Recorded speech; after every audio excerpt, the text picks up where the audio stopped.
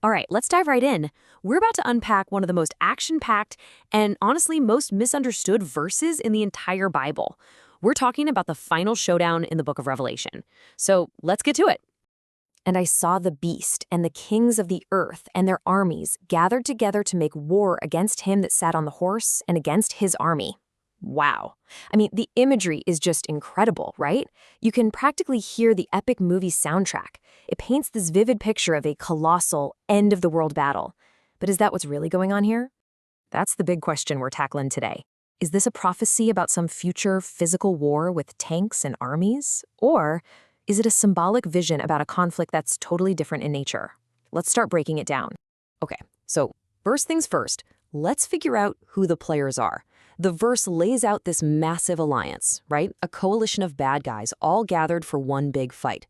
So who exactly are they?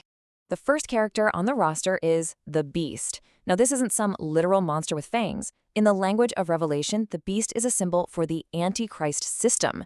Think of it as any rebellious, worldly power structure that sets itself up against God, demands our ultimate allegiance, and opposes God's people. It's organized rebellion personified.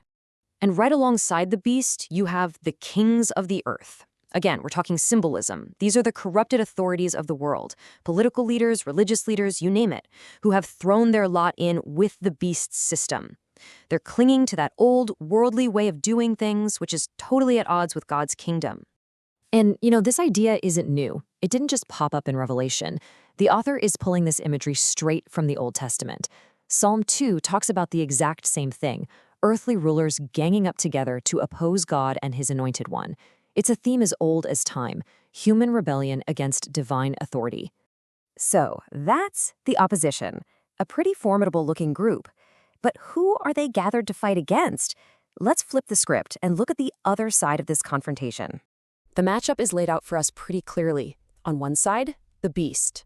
On the other, the rider on the horse, who we know is Jesus Christ. The beast's allies, the kings and their armies, are facing off against his army. So who is his army?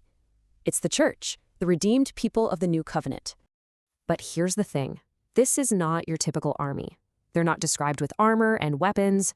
No, they're clothed in fine linen, which symbolizes righteousness. They're riding on white horses, a symbol of purity and victory. And here's the most important part. They are following their king.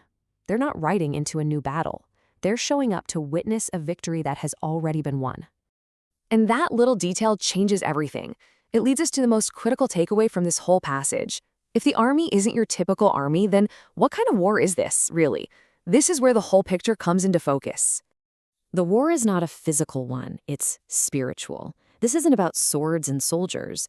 It's a confrontation between truth and rebellion, between two opposing systems, two completely different realities. And the rest of the New Testament totally backs this up. I mean, look at Ephesians 6:12. It says, "Our struggle isn't against flesh and blood, but against spiritual powers and dark ideologies." The war we see in Revelation 19, it fits that description perfectly. So you can think of it like this. On one side, you have the old system, represented by the beast and the kings. It's all about worldly power, and it's a decaying system that's about to vanish. But on the other side, you have the new covenant system, Christ and his church. It's based on truth and righteousness, and it's an already established, victorious kingdom. This isn't a battle of equals. It's the final gasp of a defeated system. And that leads us to the most stunning revelation of all. The crazy truth about this final showdown is that it isn't really a fight at all. The outcome was decided a long, long time ago. Just look at this timeline. The decisive battle didn't happen in Revelation 19. It happened at the cross. That's where sin was judged and the rebellious powers were defeated. Then, at the resurrection, all authority in heaven and on earth was given to Christ.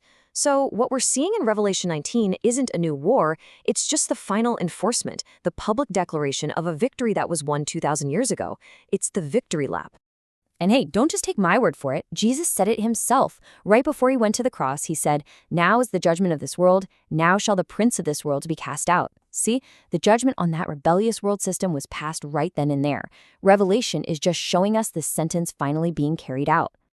Okay, let's bring it all home. Let's recap and make sure we've got the main takeaway from this symbolic way of reading Revelation 19:19. So, here it is in 4 simple steps. 1. The beast and the kings are symbols for the old rebellious world system. 2. The rider and his army are Christ and his church. 3. The war isn't physical, it's a spiritual confrontation. And 4. The outcome was never, ever in doubt. The victory was won at the cross. And this is just the final glorious announcement. So the bottom line is this. According to this interpretation, Revelation 19:19 isn't a roadmap for some future military campaign. It's a powerful, symbolic vision of the complete, total, and final triumph of Christ's kingdom over any and every system that sets itself up against God. And that leaves us with a pretty incredible thought to chew on. What does it actually mean to live in the reality of a war that was already won long before the final confrontation ever takes place? That changes everything about how we view the world, doesn't it? Something to think about. Thanks for diving in with me.